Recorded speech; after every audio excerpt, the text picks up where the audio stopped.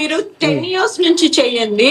మేము ఈ 1.5 ఇయర్స్ కే మా మీద ఇట్లా లేనిపోనివన్నీ మాట్లాడుతున్నారు.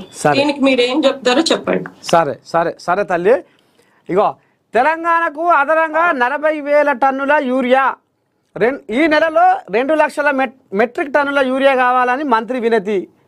ఈ వారం 80,000 టన్నుల సరఫరాకు కేంద్రం అంగీకారం. వరి, మొక్కజొన్న, పత్తి ప్రధాన పంటలకు యూరియా అత్యవసరం. అంత మంచిగానే ఉంది, కానీ అసలు ఈ యూరియా కోసము అన్నదాతలు రోడ్లు ఎక్కి అన్నమో రామచంద్ర పని పాట ఇచ్చిపెట్టి రోడ్ల మీద చెప్పులు లైన్లు పెట్టి, సంచులు లైన్లు పెట్టి, వాళ్ళు ఆ లైన్లనే పండుకొని, అరే కొంతమంది పానాల ఇదైపోతున్నాయి. మరి ఎందుకు 10 ఏళ్ల సంధి రాని యూరియా ఈ దుస్థితి మరి ఇప్పుడు కాంగ్రెస్ గవర్నమెంట్లో ఎందుకు వస్తుంది అనేది కూడా జనాలకు మరి అర్థమవుతలేదు. తల్లి, ఏం చెప్తావు దీని మీద?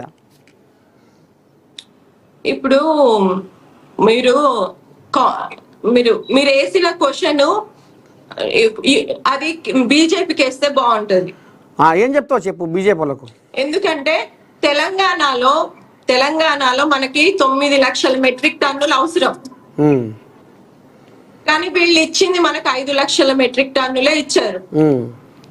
అది కూడా 20,000, 10,000 ఇట్లా అంటే ఇంత తక్కువగా ఇస్తే అందరికి ఎట్లా సరిపోతుంది చెప్పండి. వాళ్ళు ఏదో మీకు తెలిసిందే, బీజేపీ ప్రభుత్వం ఎప్పుడు కూడా తాను చేసే గోరంతా చెప్పుకునేది కొండంతా. ఈ రోజు రైతులు రోడ్డున పడితే మీకేనా మంచిది చెప్పండి? తెలంగాణ అనేది రైతు ఆధారిత రాష్ట్రము.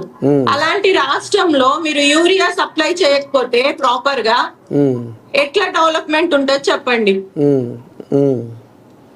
నేను ఒకటేనండి, ఇప్పుడు మీరు మళ్ళీ 40,000 ఏదో తుమ్మల నాగేశ్వరరావు గారు ఆయన వినతి వరకు మీరు మళ్ళీ శాంక్షన్ చేశారని చెప్తున్నారు.